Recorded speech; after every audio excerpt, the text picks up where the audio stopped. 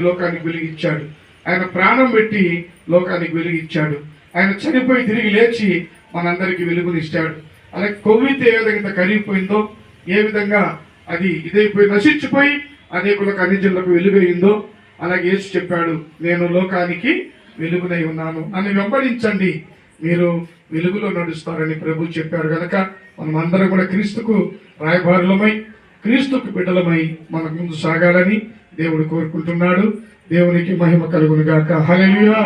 ఒకసారి దేవుని మహిమపడదాం. హల్లెలూయా. Happy happy Christmas. Happy happy Christmas. గట్టిగా happy happy Christmas. Merry merry Christmas. Merry merry Christmas. Happy happy Christmas.